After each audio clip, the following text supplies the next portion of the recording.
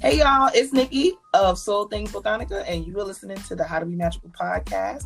Today, I am doing a special episode with a very lovely friend of mine about the astral realm and dreams and egbe, our spirit families. And I am really excited to talk about this, guys, because y'all know I'm a heavy dreamer, and it's always nice to have these astral chats with other astral travelers. So today's guest is the lovely Ifa Sade Oyaniiyun Oyaniiyun. I got it. Ifa Sade Oyaniiyun. I'm sorry. I got to listen today. But AKA Queen Cobra.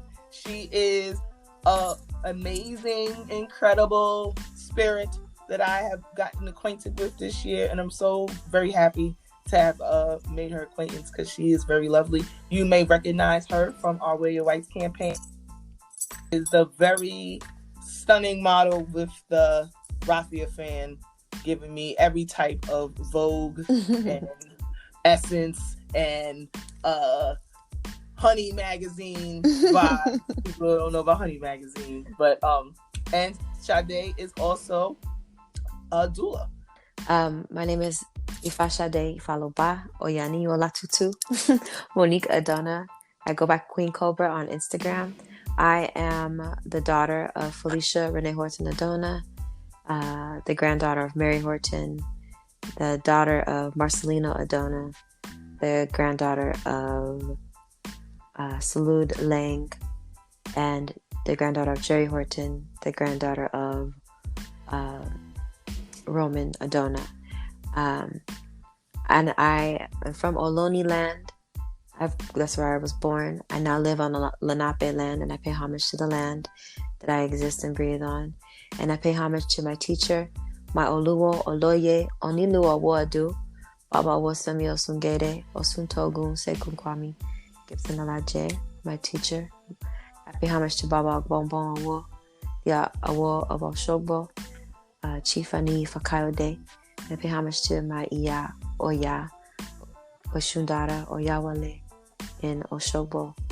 I pay homage to my Ori, and I pay homage to Ifa. So we're going to have a lovely talk with her today. She's, as well as being an initiated priestess of Oya in the, are you in the Isashi? Yeah. In the Ishete or the Lukumi tradition? I'm initiated to Ifa and Oya in Isheshe tradition. Okay.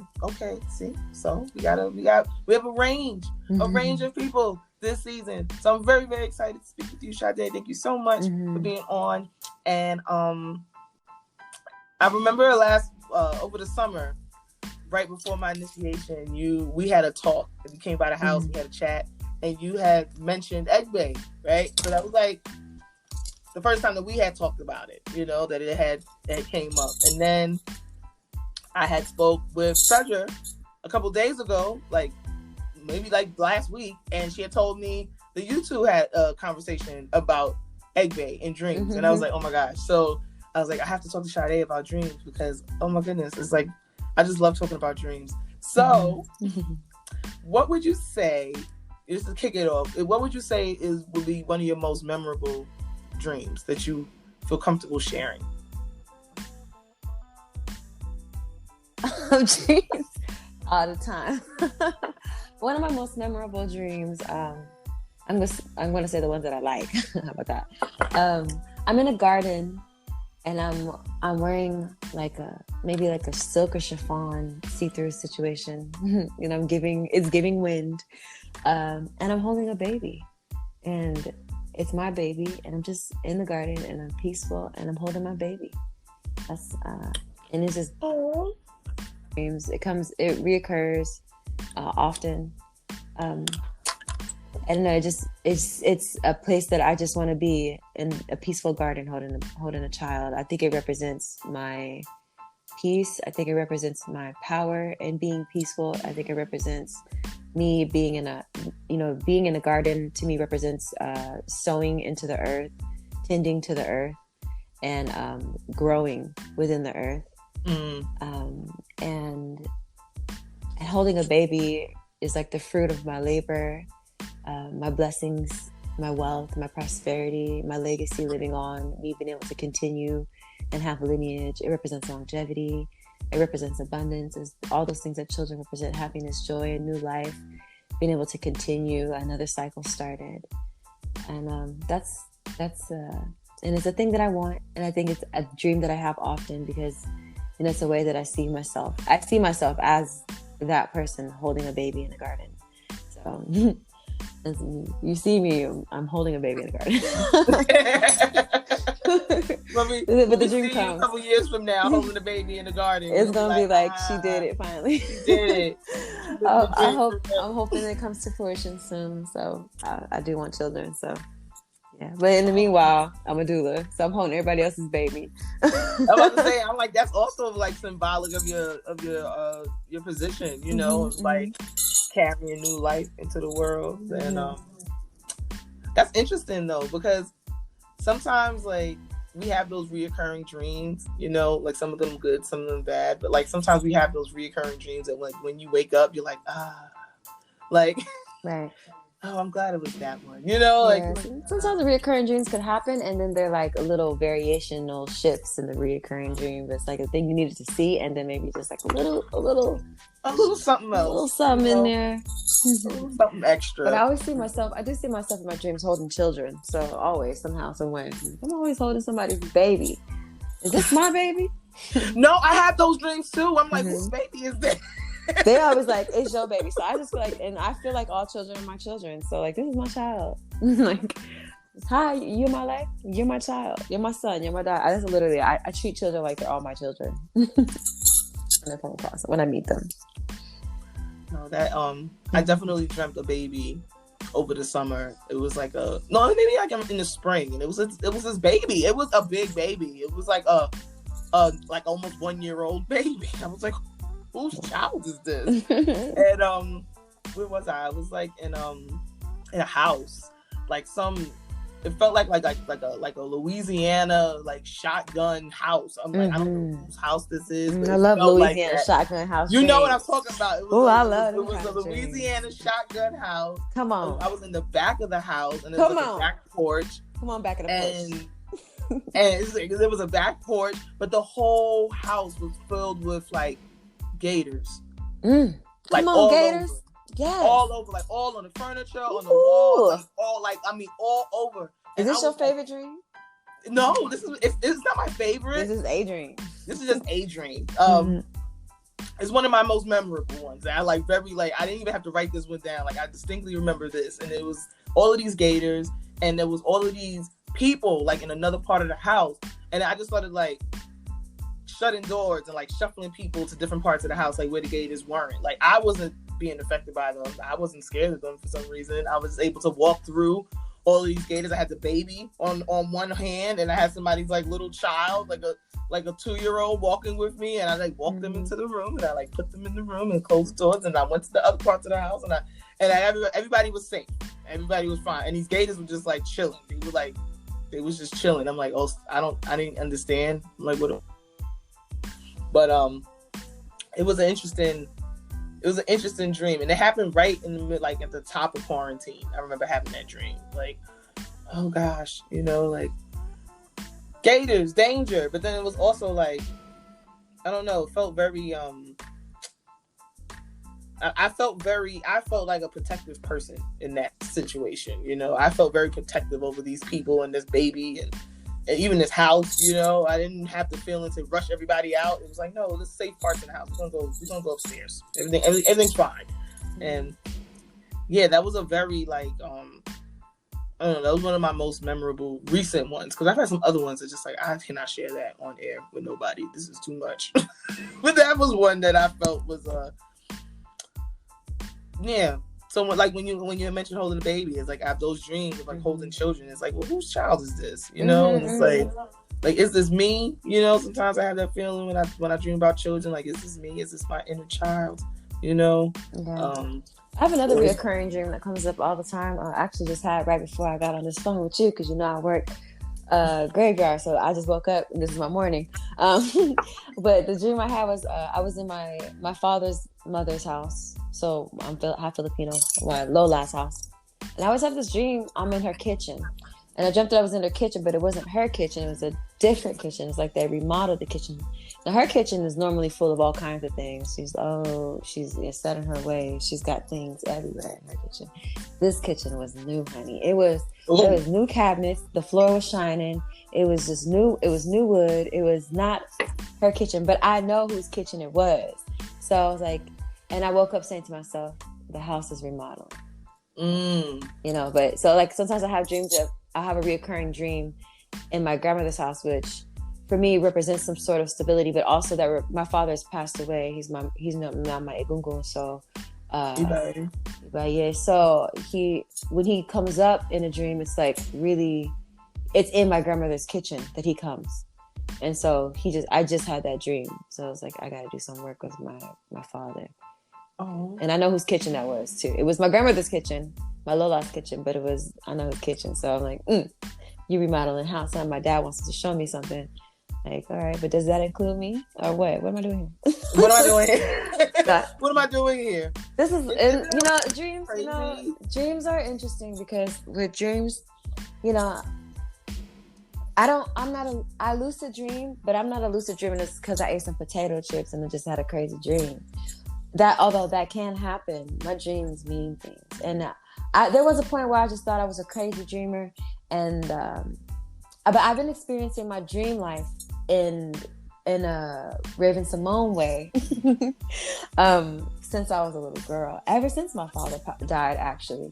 Wow. Okay. And it's powerful. We're going into this portion of the talk first, in having that dream about my father in the place that he was in, that I always dream about him in. I don't ever see him.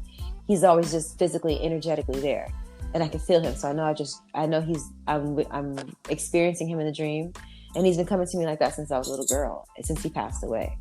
And before my father died, I had a dream my father died. And so for the longest time, when I, growing up, I thought that I was the reason why my father passed away. Oh no. Yeah, I know, this is deep, right? Because like I thought that, because I saw him in my dream, as what I felt like was a ghost, and as a little girl, like an 8-year-old, I thought that I was the reason, when he died, that he died. But I've been experiencing this. I don't know if this got to do with Oya or not. This is what they say in the diaspora. Ishasha, we don't really go into Oya like that about being a cemetery, but she does work with Egungun. But yes, like I dream about ancestors, and not only just mine, I dream about other people's ancestors. And so when it doesn't really, and it all kind of, the timing doesn't matter, because in the dreams, it could be, I had the dream years ago and it'll come back to me later, or the dream could happen a day before and it happens the next day. It doesn't matter. The timing in the spiritual world is completely different from our timing. It's just that when we are asleep, we are open and can tap into that world a little bit differently, a little bit better. What has allowed me to do that is the cultivation of my priesthood, the cultivation of my spiritual practice, and the cultivation of my spirit. And so I know and can discern, and this is a big thing, having discernment, but I know and can discern what is what. And that primary discernment is coming from the cultivation of feeling, of straight feeling. And so when I have dreams, I see things super vividly, but I always try to remember how I felt in the dream. I always try to remember the feeling, like the reoccurring dream of me in a garden. I feel very zen. I feel calm, put together. I feel at peace. I feel regal. I feel like my whole self, my royal self. And I'm just holding a baby. It's something so simple. Like, it's the most simplest thing. Like, I'm holding a baby. I'm in the garden. I'm wearing this beautiful white flowy cloth. Like, and that's it. But it's the feeling of that zen that I always want to be in and get to. So it's the feelings that I remember. And it's the feelings that I always check in with. It's the colors that I remember, the colors that I check in, and things that are symbolic. Like if I get bit by a snake, or if I'm running or falling, or etc., then those things become symbolic. But I always try to remember the feeling. I like that. I like that. Because, like I said, like, there's some dreams where you wake up and you just have, like, that feeling, you still have it. You just walk with it for the day sometimes, or you, like, get ready for your day with that vibe of feeling like, wow, that was just really nice, or when you have a visit from someone in a dream and it's just like, wow, like, it was good to see them, like, really have that, like, wow, it's like, it's a visitation, it's like, like when you go visit somebody, go visit your friend at their house, that same feeling. I'm like, it was so good to see Nana today, and I don't know, I like that I've dreamt heavy since I was very small as well, and it's always been a very exciting part of my life.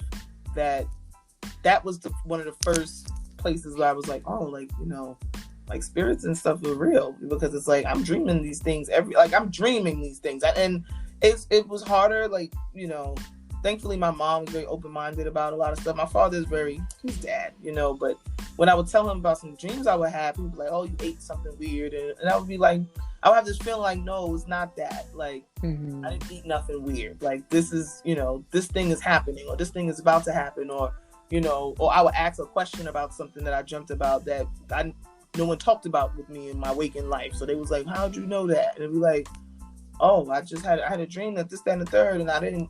Like, oh, well, we didn't talk to you. How did you know that?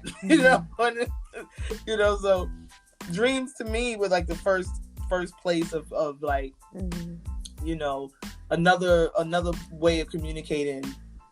Oddly enough, even though I wouldn't say I was like a lucid dreamer or anything like that. I would know, like, oh, I'm going to sleep, something's going to happen, and it would just be like that excitement, like, what's going to happen tonight? It was always something.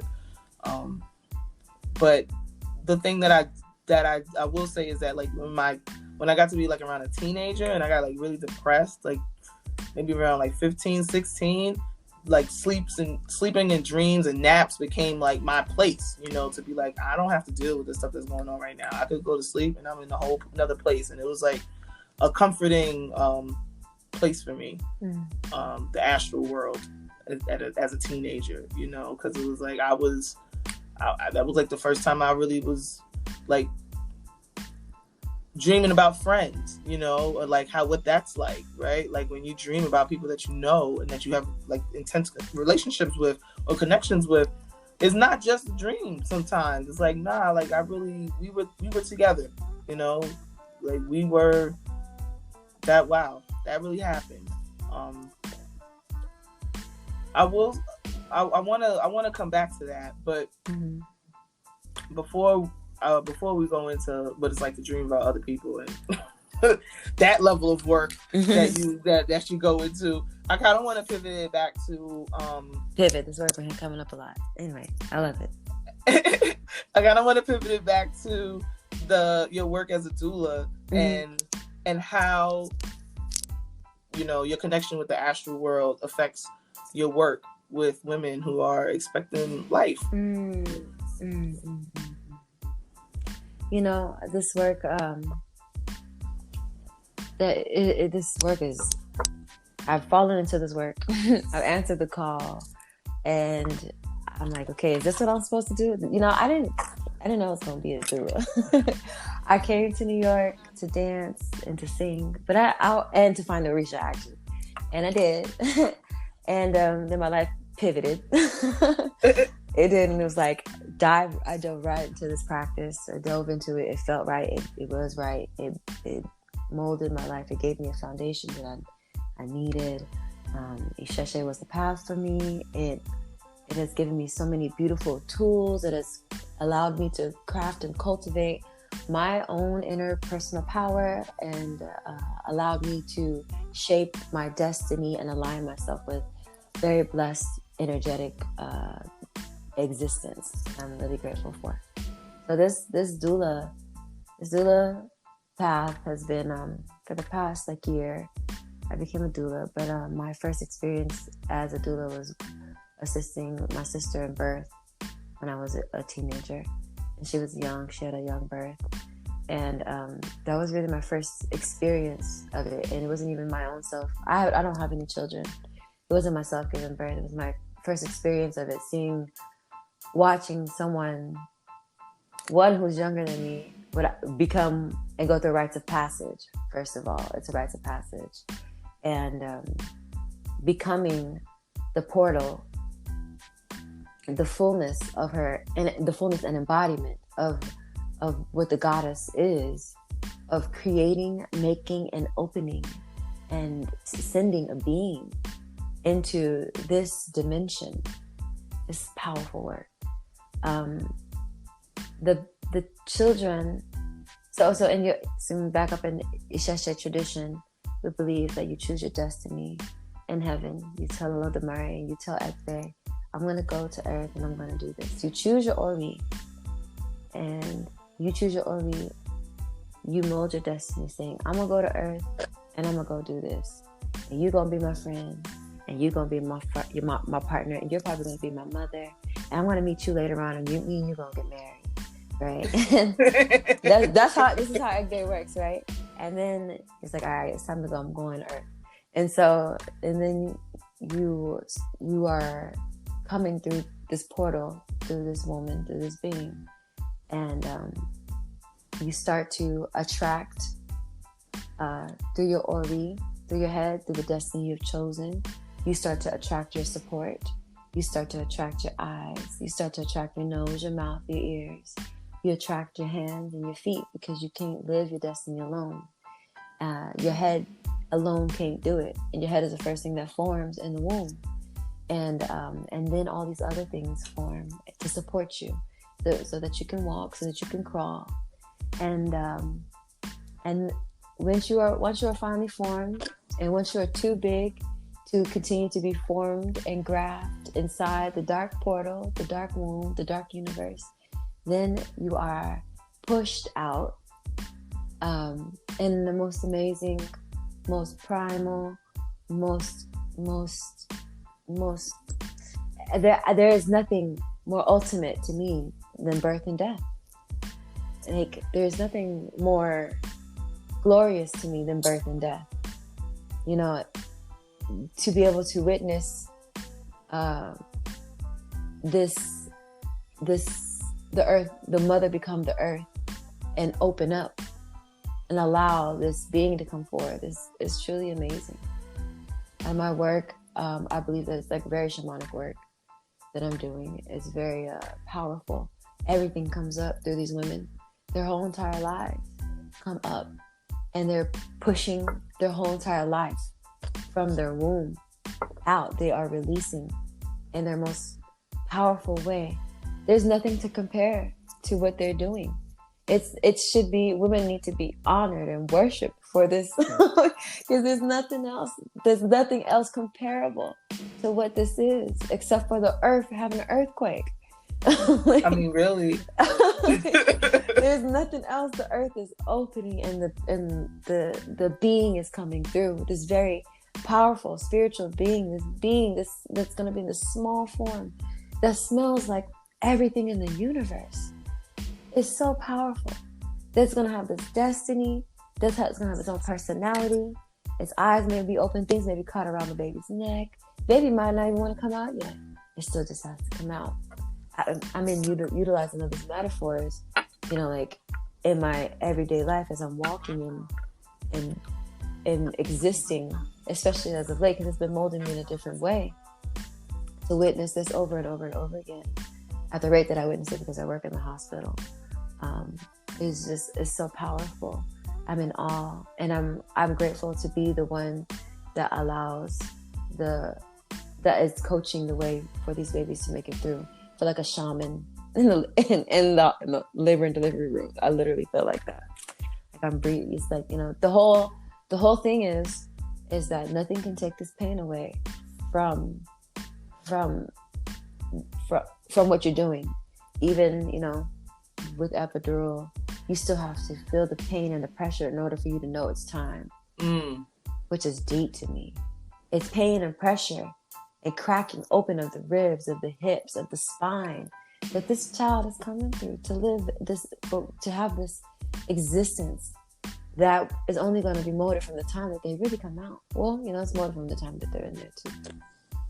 And it's huge responsibility for them to live their best life. They don't even know yet. It's amazing. So from the astral realm into here, that's kind of how it goes. That's according to Ishesha tradition. Is that your head is selected. You select your head. Your head is molded. You attract your support, your eyes, your nose, your ears, your hands, your mouth, your limbs.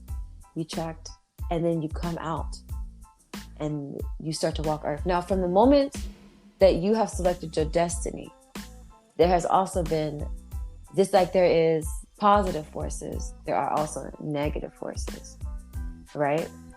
We can talk about that real quick, because I think that's important to talk about. Yeah, let's get into that. The positive and the negative coexist. And to every reaction, there's an equal and opposite reaction trying to stop your ass. This shit is called inertia. This is come on now with the Newton laws. This is laws of science. Correct me if I'm wrong. Something of equal and opposite force has to stop you. So from the time you think about it, from the time that a baby's born, I'm quoting my godfather, pay homage to him, Baba Awasamil Sungere Seku, Chief and a lawyer. That's my godfather. And we are of the Oshogbo lineage from Nigeria. I probably should have said this first. I pay homage to my teachers and my mentors, from which I gain my knowledge, in the land on which I stand, and my ancestors, my parents that are living, my mother that is living, my ancestors that whose shoulders I stand, and my teachers that are guiding me, and definitely to my Ori and Ifa, which have molded and cultivated this powerful existence that I'm in. And so, yes. So I was saying that, what was I talking about? I was like, I gotta say homage.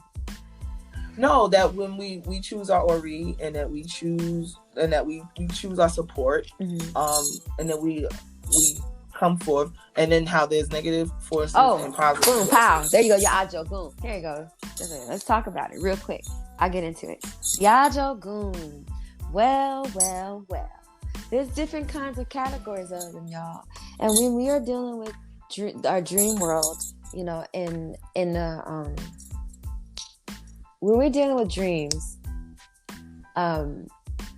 if there's a message in your dream, there's a message, period, especially when you're working with divination. They're becoming positive, as you know, and negative, right? And there's different categories of your positive and your negative, and this is going to determine all kinds of things.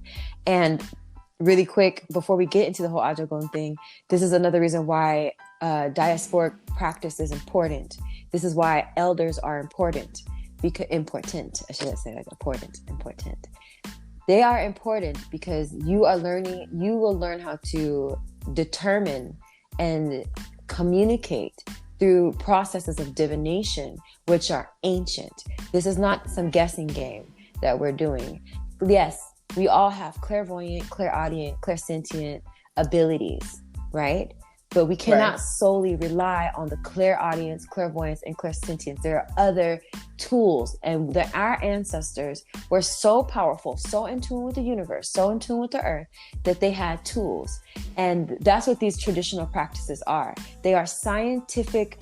They're scientific functions used in the everyday world.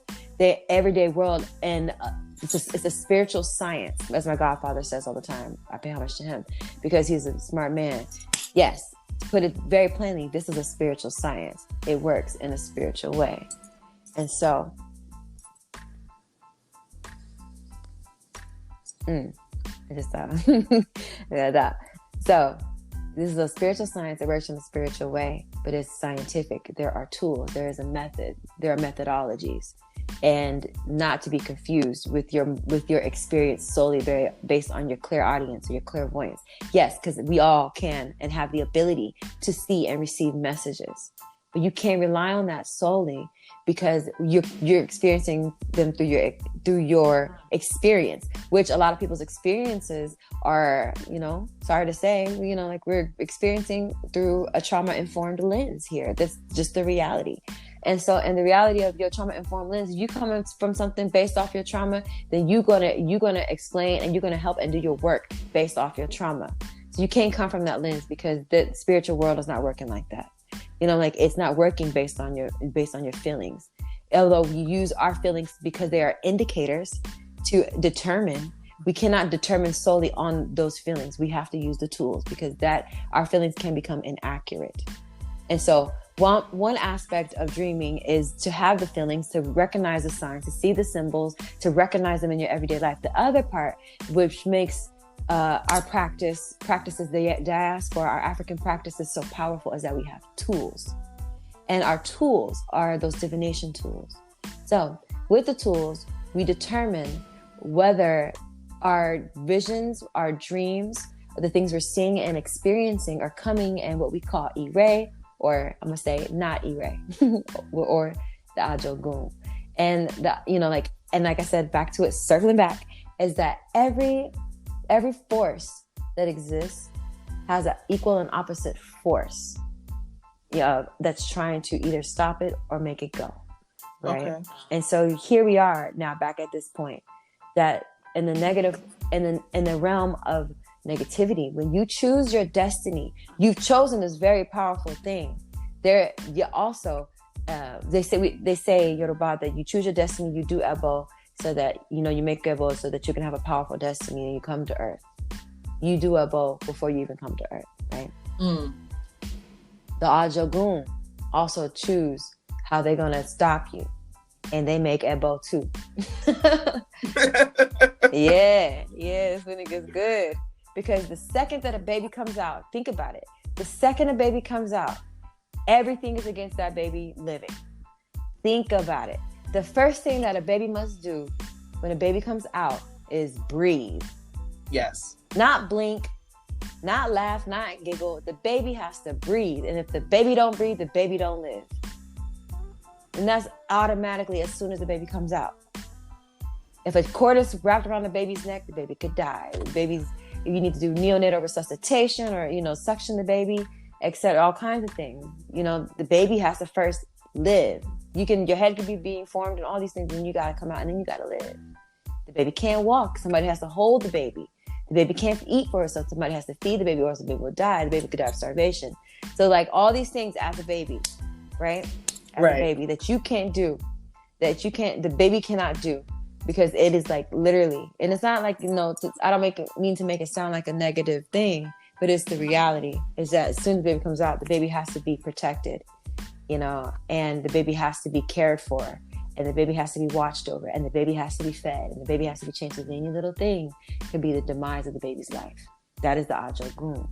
That is the Ajogun throughout the child's life, how the child will be molded. So then the child becomes a toddler. The child likes to play with fire, touch the stove. You know what I'm saying? Like, oh, the hand is going to burn. Run into pointy things, stick things in their mouth. Like, it's climb on top of stuff. Jump off the windowsill. I mean, all kinds. Run into the street. It's calamity. You know what I'm saying? But that is all the Ajogun. You know what I'm saying? Like, it is, and they're just so open to the world because they're so free. They're just trying to do everything. They just living life. They're just discovering. They just got here. So like, oh, I'm just gonna do this. Like it's cool. And so a lot of egbe, going back into egbe. So I hope I came back into that. No, it's girl. I'm loving it. It's just flowing. I'm just trying to like egbe. Egbe's represented all the juice. Yeah, egbe is represented by children. Children. When we do egbe, we think of children, lots of children, beautiful children, abundant children. So this work is also egbe work, and I'm doing huge egbe work with these children that are coming into my lives. This is work for me. This is, especially because me wanting a child, and I have egbe too. Not initiated, but I'm an egbe person, and so soon initiated maybe. And so this is also egbe. Egbe spirits. Egbe. There's egg 2. Egbe Orun, Egbe Aye. Orun is heaven, Aye is earth. Orun is your heavenly companions. So Egbe is kind of you can kind of say that they're your heavenly companions here on earth. They're your soulmates. Your soulmates. But your soulmates are also still in spirit. And so Egbe can manifest as spirits. You see little kids that talk to themselves or they have little imaginary friends. No, they talking to somebody. That's somebody there. That's most likely Egbe. Egbe didn't cross the diaspora. For whatever reason, it has crossed now, but it didn't, during the transatlantic, the travesty of the transatlantic slave trade, Egbe did not cross. But it has now, because it is now time for us to all engage. And everybody and everything has an Egbe. Everything that is breathing, that is alive. Plants and trees have Egbe.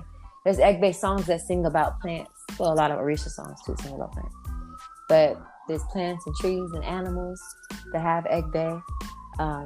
People have... Because everything has a spirit. Everything. Yes, because everything has a spirit, everything has a group. Egbe is represented by groups. Group. And when I think about it, because on the episode that I just recorded. Oh, look, New York Sounds. I know, right? New York Sounds. It's authentic, y'all. It's authentic. It's real. We are really here in Brooklyn, live from Crown Heights. From Crown Heights, we here. The episode that I had just recorded, while I was talking with my other friend about our egloom and our altar work, and about how when we picture the egloom, we always picture them as this council of people, right? It's like this tribunal, like if you ever seen the movies and the people are there and they're like, we have to go to the council, and it's like you're the small person in this amphitheater, and there's just endless, a huge crowd of people. There's some people in the front, they got the little table at the front, but then there's this crowd behind them. I don't know, I just always think about the different personalities that go into making up everyone's spiritual court and everyone's spiritual families, and how those personalities just don't go away just because somebody dies, they're still just as lively and personable as if they were here, and they're friends with who they were friends with if they was here still, and it's I don't know, I just literally, it's just like a mirror when I think about spirit. In spirit world, I think about it as just a mirror of our world. More, more intricacies and things, but the same amount of life and the same amount of destruction, and chaos and things like that. But the groupings, so how you just said, the plants have their own groups, even the animals have their own groups, and that's why I talk to the birds. If I'm coming home and the birds are in the bush, I'm having a whole little conversation with them before I come in the house. Too, birds represent the Iyami, the witches, and so everything has a little group, you know what I'm saying? Everybody.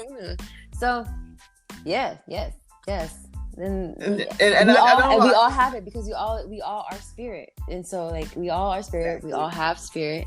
So you can, and that's what we are doing as practitioners. It's not about the glam. There's a lot of glamour that people are into. I'm into glamour. Shoot, let me not act like I'm not who I am. Okay, let's not get it twisted. Y'all need to go follow me you need to follow Sade Queen Cobra. She's gonna be linked. Everything is gonna be linked. Okay, I'll activate my account so y'all can see how fabulous I am. But I'm really even more fabulous in real life. But yes, she is, y'all. She's fine in real life. Trust me. I try to be calm in person, but I try to be calm online. But I'm really out here in the streets. But I said that I'm back down with the soul, with the humble. But I have to always have to ground myself back into my humbleness. It's I'm humble. But there's a lot of glam in all of this. People want the glam. It's illustrious. And we want to be illustrious. And we are illustrious people. We all have that in our bodies, our primordial DNA to tap into.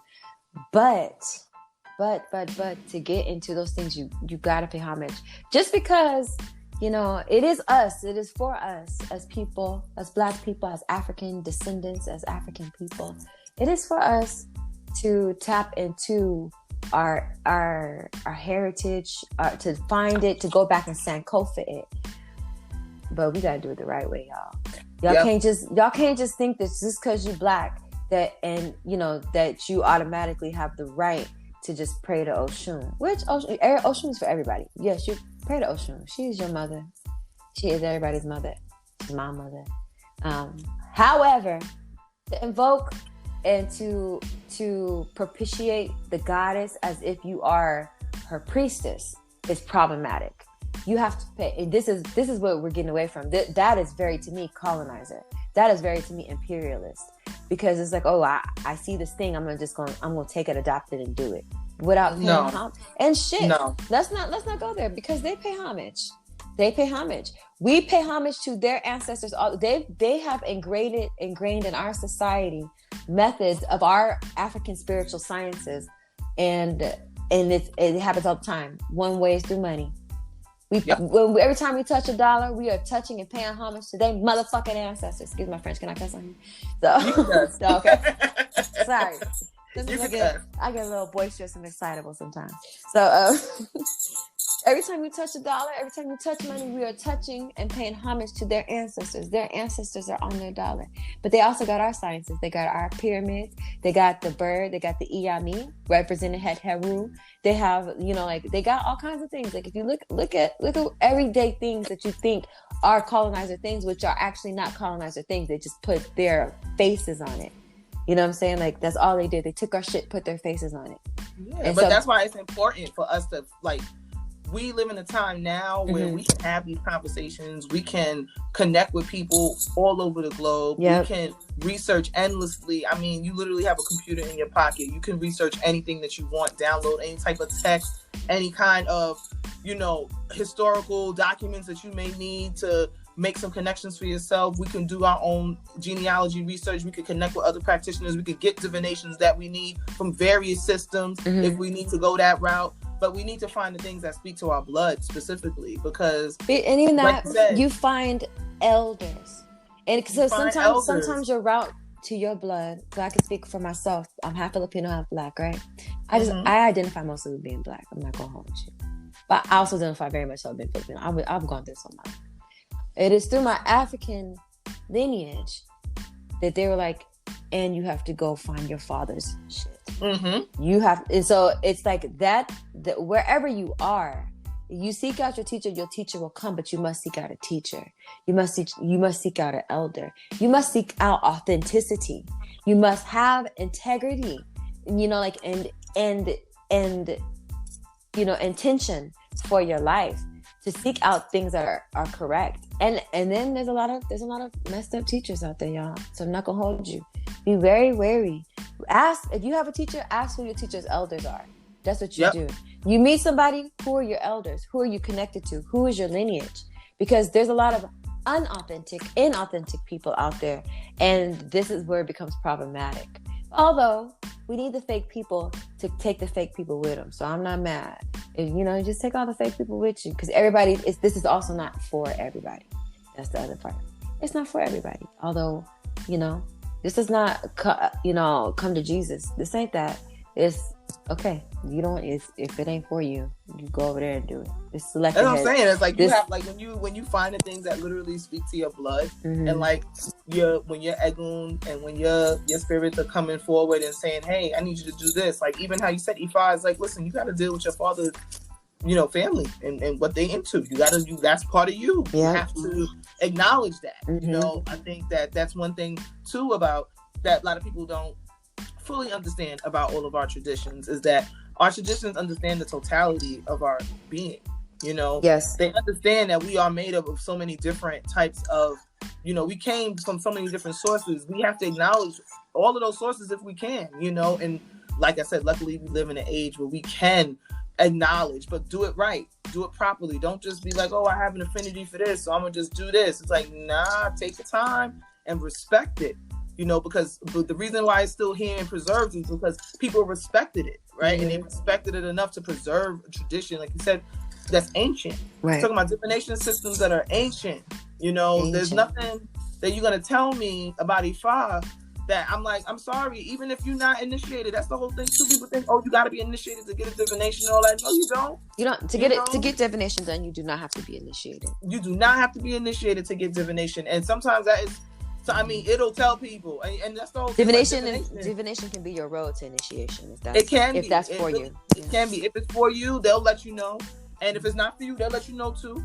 You know. And if there's another place that you need to go looking, they'll tell you that as well. Like, hey, you know, you over here, but you got some people over there that you might need to figure out how to deal with those people. You know, because this is cool and everything, but this is not really your thing. Something is over there for you. You know, and I think that that egbe is a part of that, you know, like when you find yourself crossing paths with people or having these so-called random connections with people that you just sit and talk with, and you're like, oh my gosh, I feel like I know you my whole life. Why am I telling you all my business? You know, and not out of a place of trauma, like, oh, I want this person to like me, but just on some like, oh my gosh, we just talking and vibing, and it's been 3 hours, and I didn't even know we was on the phone this long. Like, it'll happen, and then they'll say, hey, you want to come to this thing, and then you go to the thing with them, and then you meet somebody else there that's like, you know, that's a part of your story, and you start to feel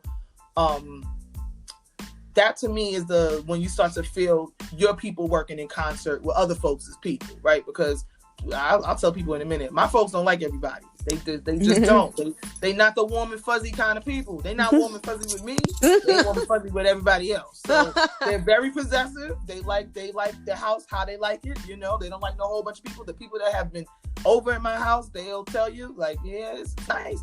It's nice, and I can feel there's somebody in here. Yep, there's a lot of people in here, and there's a lot of folks, and like, and they're very protective, you know. And I have to think from their perspective, right? Because when I have dreamt them before, where anytime I do dream them, especially early on, anytime I would dream, if I'm dreaming about Egun or spirit, I'm very small, like a very, very small child, like almost. Like, remember in Muppet Babies when Nanny used to come in and you would just see like her skirt or her shoes, and it would be like that. Like, I just see skirts and pants and hands, and that was it. I wouldn't see any faces. I wouldn't see anything above the waist. It was like I was very tiny, and I still dream like that, you know. So to them, I'm a small child. So like what you were talking about earlier about, you know, being a doula and bringing life into this plane, and like, you know, a baby needing so much care. It's like, yeah, you know, in this realm, I'm 30 something years old. In the spirit realm, I'm 3 possibly, you know. I'm still a baby, you know, to them. They're big people, you know.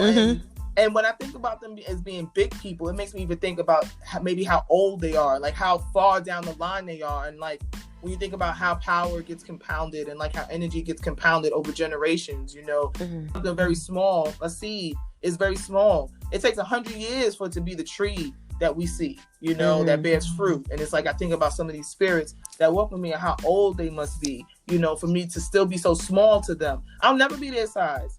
Right. And then time too. Think about it too. Time. We have this thing with time. We're in this time structure that is totally away from who we are as a people. And time doesn't exist the same in the spirit world as we think it exists. So that's why I think you can have dreams and you can see something from your childhood manifesting in your life later on because you dreamt about it in your childhood. Because when you start to cultivate your spirit a lot more, when you start to be in tune and fine tune yourself, and you start to have communication, and you start being molded, especially through your priesthood, you know, you start to be so succinct with your dreams and your visions. They're just manifesting as you're existing as one. And I'm realizing this is happening more and more as I go, you know, deeper every year. I find myself so much more in tune with what I'm seeing in my mind and my dreams, that I know at this point to trust what I'm seeing and trust what I'm feeling and how to trust myself, and not even worry about time, because I know the formula. Once again, how to use my tools and the formula to see the things manifest for myself. And I'm so grateful and I pay homage that I know this and that I have this, but that didn't come without elders, and that didn't come without this ancient technology that I'm engaged with. And so people want to cheat their way out of it. I'm so sorry that y'all want to cheat your way out of it. I'm so sorry that you don't want to get the real gritty. The grit is where, you know, integrity can't have. That's the good part. The grit is the good part, girl. That's the gristle. That's all the gravy and everything. That little bottom part of the pan. Yeah. Exactly. That's the good stuff. That is the good stuff. You don't want to miss out on that. That's the roux on the bottom. That's the redux. You need that. That's the part. You can tell I cook. That's oh the God. pot liquor. That's the pot dream. liquor. Exactly. Pot liquor. You want that. You want that. Pot liquor. You want the grit. You don't want to microwave your spiritual. No. You don't want that. Some people want a microwave. I don't even own a microwave. I don't even own a microwave either. Oh, see, that's why we friends. So I don't own a microwave. Like, I got a cast iron pot. I got a cast iron skillet, girl. A couple of them. I got all kinds of other ways, but I'm not gonna put it in a microwave. I don't want no microwave. I don't want no radiation, spirituality, no radiated. No. Don't dilute. Give me the real deal, okay? Give me the gritty. Because that gritty. And you gotta think about it too. Like what we're getting now, it's not even nowhere near as, it's still watered down. As pure as we're trying to keep it now. We're trying to get the most authentic. We're trying to get the most authentic experience. And when you think about what our ancestors had to do to preserve it, they didn't have the luxuries of, phone conversations and privacy and open space to live and be who they want. So they had to literally operate in such stringent ways just to preserve something. It's just wasteful to not honor that energy that they put into it. That's mad they put into just keeping something alive. Right. Like when we talk about the baby, it's like this all of this is related. It's like it's this concert of energy that has to be worked in order for something to be maintained and carried through. That's our egbe holding us through, right? And like our dreams reminding us that there's more out there than us. There's a whole world of things happening and all at the same time. That's the other part too. Like we talk about time. It's like when you dream and you see things, like that's why when you dream you have that feeling of being like, I mean the dreams that I have are ridiculous. They're epic. It's like, this is like a 5-hour situation here, okay? This is a couple of days, right? Yeah. I felt like I done had experienced a couple of days. So I woke up like, yo, I am tired. Yeah, I wake up tired. Boy, I'm telling you, I'm talking about. Y'all know, I don't even at this point. I had to learn. I was like, y'all gonna let me rest tonight? No, I gotta say that sometimes. Look, y'all, I'm tired. I'm tired. Y'all gonna let me rest? I got things to do. I cannot be all over the world tonight. Okay. Yeah, y'all gonna let me rest tonight. That feeling where you've been woken up too quickly, like jolted out of your sleep, and you feel yourself slam back into your body. Have you ever felt that? Yes. Yeah. Yo. Yeah. That's I have a whole theory about astral projection too. Okay, what's your theory? So I feel like we're experiencing what the heck is it called? Shoot. When you're experiencing yourself out of your body, but you feel like you're like, what is it called? Sleep paralysis. There you go. When you're experiencing sleep paralysis, what I believe is happening is that you're astral projecting. You're actually walking and experiencing outside of your body energies, but your body's asleep. So you're, which is what I experienced. I am physically outside my body. I am now trying to return. My spirit is returning back to my body. This is what I think is happening. But as you are returning back to your body, because I am an astral projector, as I'm returning back to my body, I'm now in that, because I've been walking around the spirit world, there are other spirits also trying to get into my body. And so what I think is happening is the fight to make, because we are dominant for our bodies. We are the master holder of this vessel. But when we're away, the spirit's gonna play. And so it's like, oh yeah, I want to get in there too. So I'm trying to do some shit too. What's up? What's good? And then you are the master controller of that body. Something else is trying to get in there too. So what you're experiencing is all these other things. And a lot of times when I experience, so like that struggle, it feels like you're struggling. No, that's a real struggle. It's terrifying. It's terrifying, but I feel, and you can feel spirits around. Am I wrong? And so, you feel spirits around, and so I think that's what's happening. I think it's coming from being outside of your body, and then you're now returning back into your body, returning back into your sleep, and these other things also trying to get, like, what's up, dog? I'm trying to get in there too. I'm trying to do some things. I ain't get to do. You know what I'm saying? And you fighting. You right there are fighting. I have dreams, we have to be careful in our dream world too. Y'all, I've talked to people who have sex in their dreams. Nothing's supposed to have sex with you in your dream. I think something just told me to say that. And so if something is having sex with you in your dream, that's a bad sign. That's not a good thing. And you need to go get spiritual advice for that.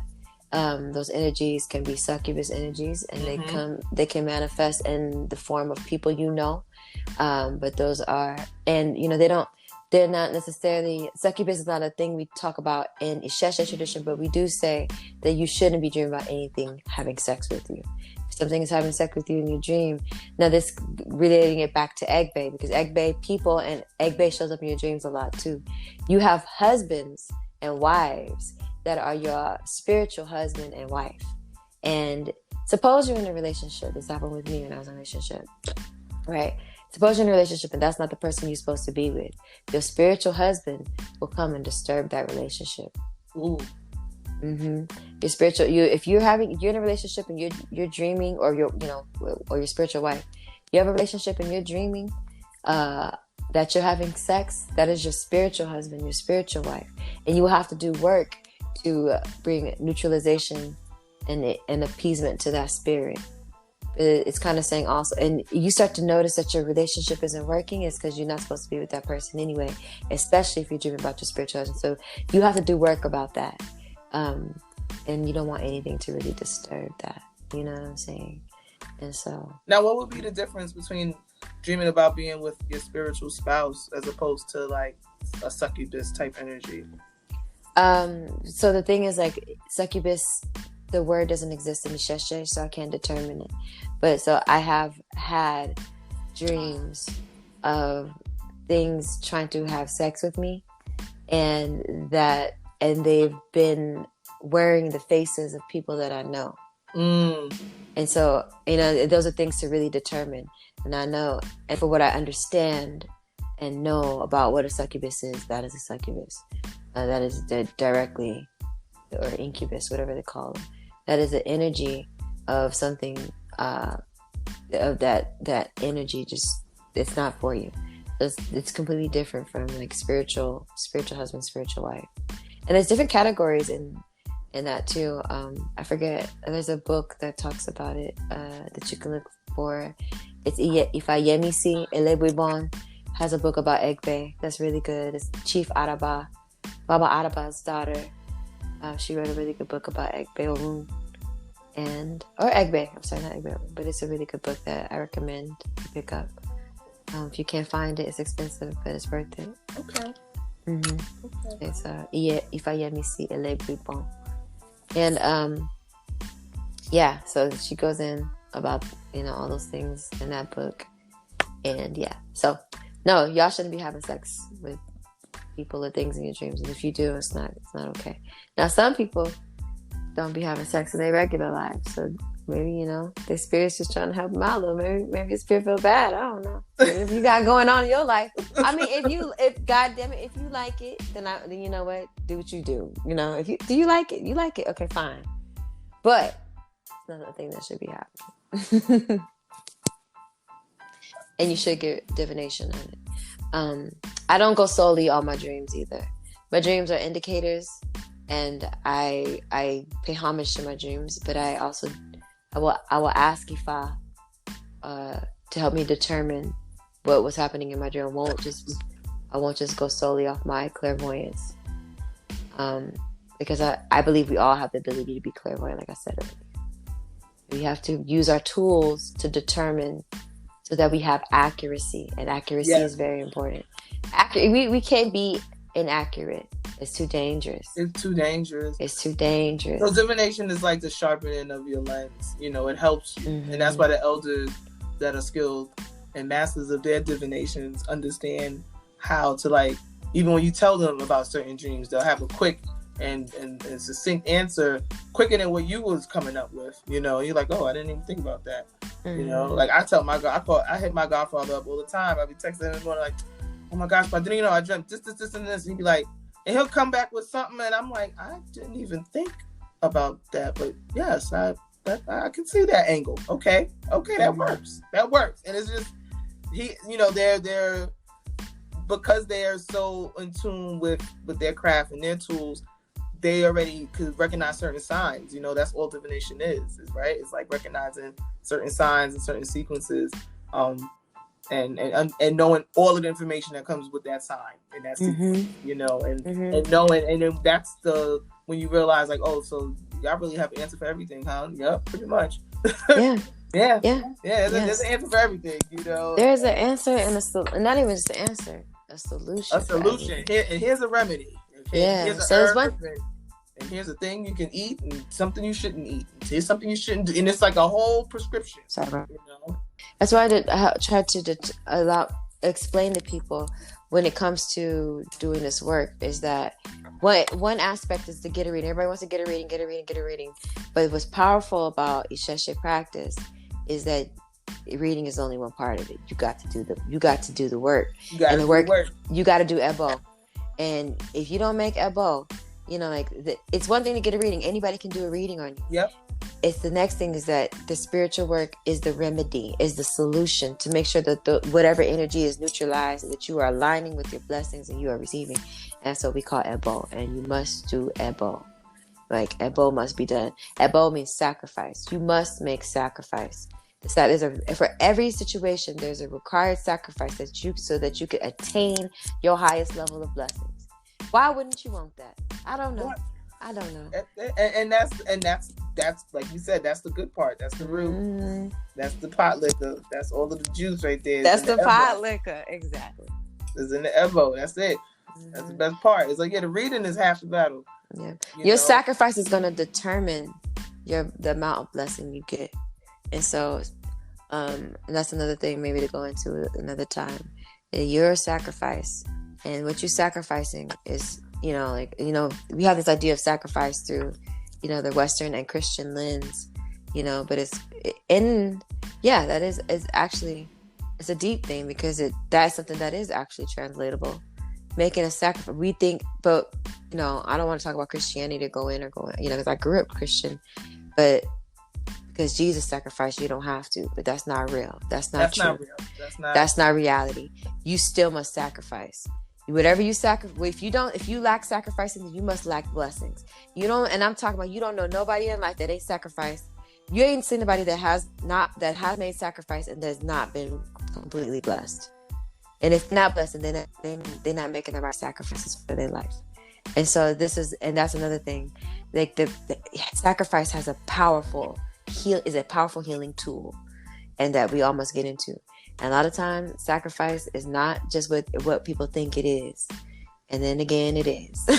And that's for another episode. That's for another episode. We can go. We can definitely have a whole chat about Evo and doing your spiritual homework and all of the fun stuff that comes with being in these traditions. It's wonderful. Good things. So did you have any... we talked about, negative forces in our dreams. Do you have any advice for people on how they can stay safe in their astral travels? Yes. So elements are your friends, and water is powerful.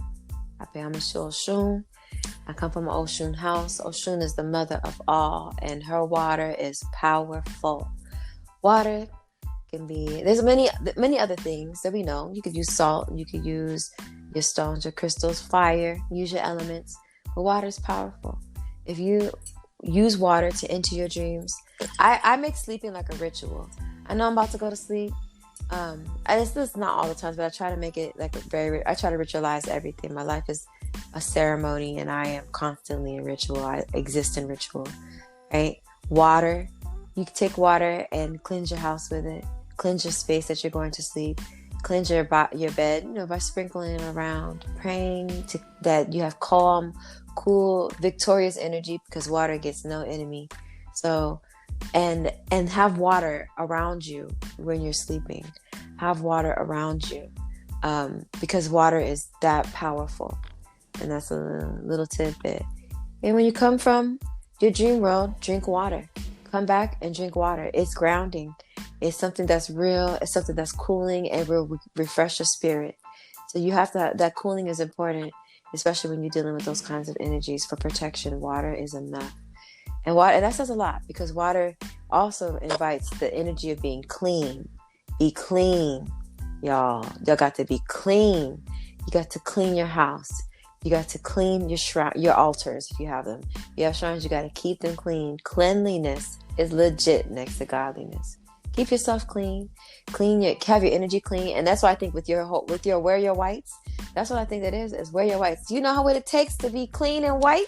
Yo. Because you wear white and everything just want to come onto your clothes. Everything. Like, and you are constantly fixing and everything. Dusting and yes. Dusting and pulling, and it's a constant all day. Oh God, don't let a stain get on it. If you don't take care of that stain right away, and this is a big metaphor for me. You gotta take care. You get a stain, you gotta take care of it right away. Hope I should have bought 100. Okay, you gotta take care of the stain, baby. You gotta wash that stain out right away. You can't keep a stain in your clothes. You gotta wash it out, or else it's just gonna live there. It's gonna be there, and it's gonna stay there. Right. So may all your whites stay whites, and you're clean, and everything that you need to be clean stay clean. You know what I'm saying? So use water. And if you are engaging in wearing white, the white is for purification. The white is a power of color. The white is going to protect you. It represents for us Obatala, but it also represents Oshun and Olokun and Yimoja. And it's the energy of being cool, having a cool head, cool spirit. And like I said, it takes a lot of discipline to wear white. You have to start noticing your surroundings very, very well to be continuously shrouded in the white cloth. And it's powerful. It's a power move to wear white. So, it is. Mm-hmm. It is. It's a power move. And Obatala been speaking really, really hard on me about this wearing white thing. I'm like, oh, should I? It's like, yeah, nigga, it's time. Yeah, it's time. It's time. I'm like, but I did it already. No, I need to do it. Now I'm like, you gotta throw yourself into this one. Like, we have to embrace that coolness, especially when we are walking these astral roads as well as these physical, worldly roads. Especially what we're dealing with out here. We're dealing with a lot of things that are testing our character. A lot of people are tapping into the spiritual world, doing all kinds of things. Keep your spirit cool, y'all. Wear your white. Do wear your white. Wear your white. Wear your white. It's good to wear white to bed too. I like to wear white to bed. Mm-hmm. I wear white to bed. And then I like to either wrap my head in white. Mm-hmm. I wrap my head at night too sometimes if it's just too crazy. Sometimes if I can, if I sometimes my hair, I just gotta have everything free. But I keep water all over the house. Especially by my bed. You can put water underneath your bed, somewhere by your head. I keep it on the windows too, because I dream like that, and so it's like it's just at this point, like I'll just be walking around out here. I need to keep my spirit contained here. It's like, and so I also call it dream walking. It's another thing. Like I noticed that if I don't have a dream, because I do dream often and frequently and vividly. If I don't dream, somebody's gonna tell me, Sade, I had a dream about you. I'm like, yeah, it's like that. We deep out here. We are deep. It's deep. It's deep. It is deep. If I don't dream, somebody comes and says, Sade, I had it never fails. I had a dream about you and you was doing this, or this. I was like, oh, word, that's crazy. That's what I was doing, because I didn't dream, so I was clearly walking up in your dream. I was clearly walking around somewhere. I'd be waiting for somebody to tell me that because I was like, when I don't dream, because I remember all my dreams too. So when I don't dream, it's like, I was somewhere else doing somebody else's dream, doing something. Clearly, because I wasn't dreaming in my own. And that's another power thing. I believe that we can walk. That's why I believe we all have clairvoyant abilities. We should be able to walk amongst each other in each other's dream. Another good book, Celestine Prophecy. Y'all pick that book up. Oh, I love the Celestine Prophecy. Yes, isn't it powerful? It's very powerful. That book is powerful, and my ex told me about it. He was nowhere near spiritual. I was like, "What you know about this book?" You know what I'm saying? Like when I was reading it, I couldn't put it down, and I was like, "Wow!" But that introduced me to the idea. So that I read that book in my first year of priesthood. Actually, that introduced me to the idea of how our spirits can work, how we communicate energetically. And I was like, "Wow, this is powerful, y'all." We can really, real. If I know that if I'm not dreaming, I'm dreaming about other things and they're happening in real life. If I'm not dreaming and somebody comes and tells me about my dreams, and then what is happening in that book, I'm more than sure it can manifest because I experience it. And so I just think that I've only just gotten to the practice of fine tuning that, and I think I'm at the point where now, like, I'm able to, assist others a little bit more. I was always like, nah, I don't know, But, just wanting to cultivate myself. Ooh, which is another thing. This is putting me on a tangent. Y'all, Spirit's telling me to tell you right now that if you can't do nothing or shouldn't get no work done from nobody that can't do it for themselves. Spirit's telling me to tell y'all, like, a lot of people out here, they don't do those things for themselves. They don't do them things for themselves. So how could they possibly do it for you? They can. How could they possibly do it for you? And as if they can't do it for themselves, don't go to nobody that wants to do. There's a lot of people out here that want to do things, and they want to do tarot card readings. I don't do tarot card readings, but I mess with them sometimes, but not really like that. But they want to do these things, right? And they can't do it for themselves. They're not healed themselves. They haven't healed themselves. So how could they possibly do work for you?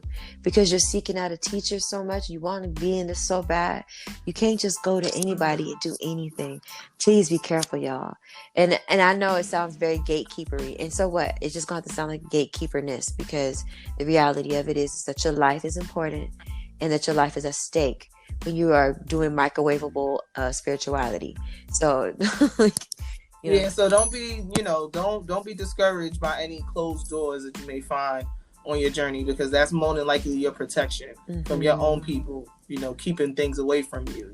Don't be so quick to push what you want, because it's not about what you want. It's about what's best for you. And if you are a child, in care of, spiritual elders that you have, whether you have them or not, you're going to have elders walking with you.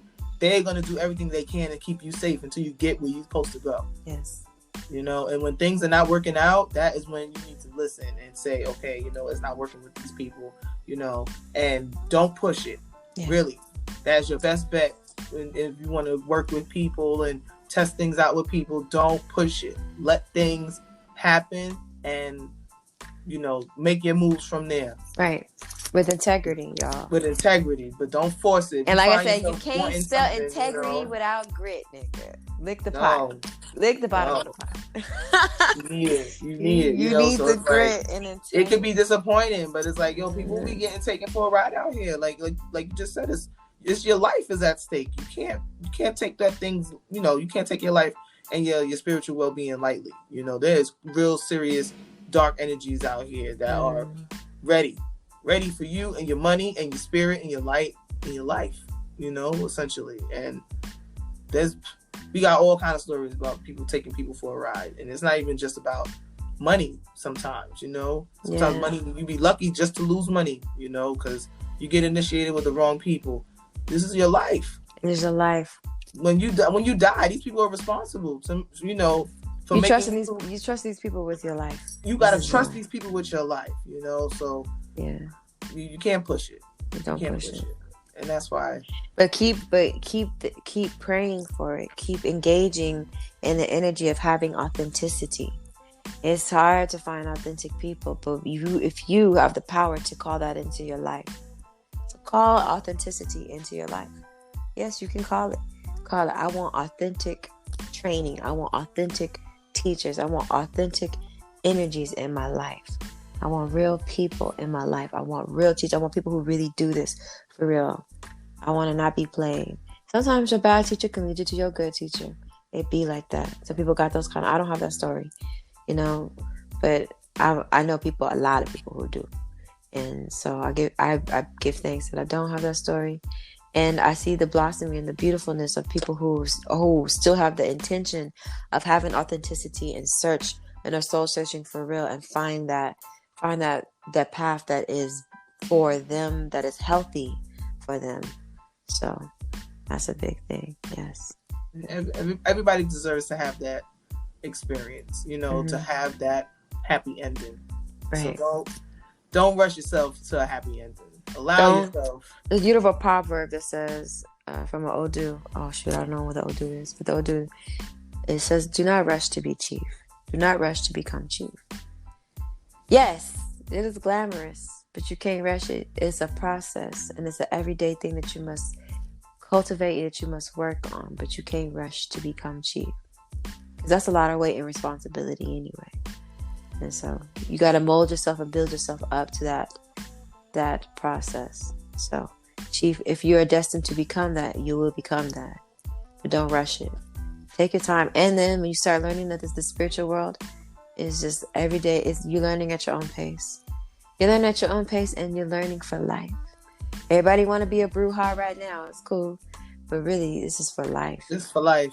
So until you not doing it. And many lives. You know what I'm saying? Yeah. This is your legacy you're leaving here, y'all. So yes. Enjoy it. I was gonna say something else. Yeah, that was kind of it. Okay.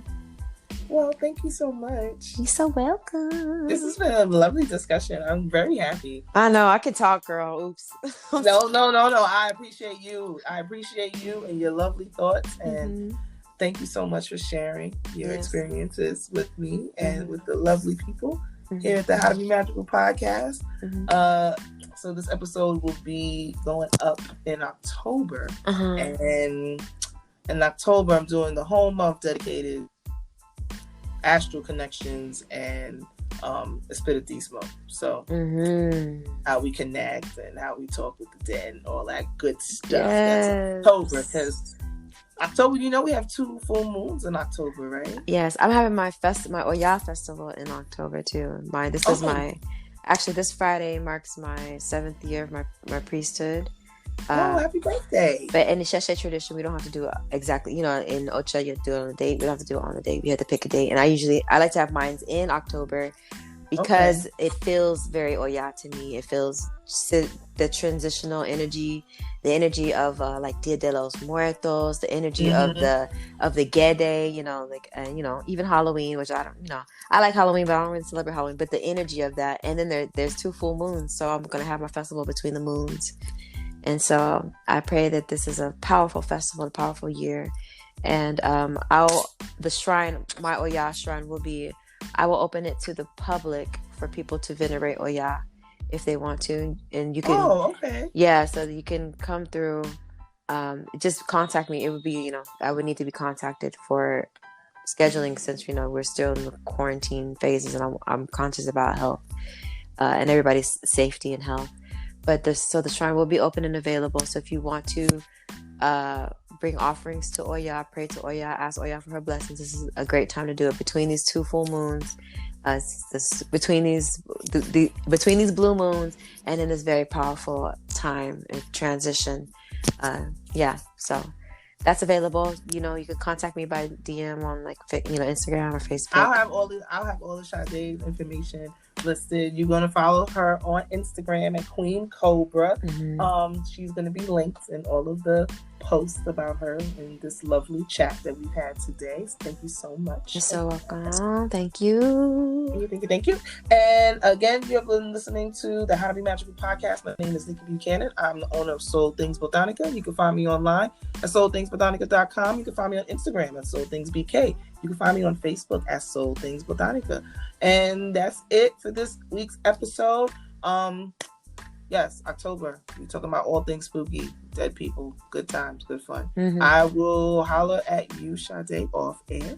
And you guys, I'll talk to you next week. Peace. Okay, but before you hang up. Okay, so I wanted to add one more thing because I know you can edit it, right? Yes. Can you add, because I just thought about it. I should have done this at the beginning and I did it in the middle. But this is the pay reverence to my teachers before I started talking. And yes, so, okay, so yeah. All right. So whenever you want to start. Okay.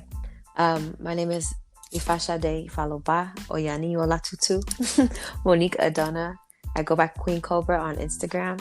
I am the daughter of Felicia Renee Horton Adona, the granddaughter of Mary Horton, the daughter of Marcelino Adona, the granddaughter of Salud Lang, and the granddaughter of Jerry Horton, the granddaughter of Roman Adona. And I am from Ohlone land. That's where I was born. I now live on Lenape land, and I pay homage to the land that I exist and breathe on. And I pay homage to my teacher, my Oluwo, Oloye, Onilu Awoadu, Baba Wosami Osungede, Osuntogun Sekun Kwami, Gibson Alaje, my teacher. I pay homage to Baba Bonbon Awo, Ya Awo Abo Shogbo, Chief Ani Fakayode. I pay homage to my Iya Oya, Oshundara, Oyawale, and Oshobo. I pay homage to my Ori, and I pay homage to Ifa. Okay. Yay! I like that. Okay, I have to do that. Before I start, better start referencing. No. I'm gonna make sure I cut that in. That's gonna be cut in really nicely. Thank you. Okay. So. Yeah, that was a good talk. 80 minutes. Come on now. Yeah, we gave it to them. They're gonna be so happy for it. Thank you so much. I could talk, girl. I'm gonna hang up and just call you back. Okay. Okay. All right.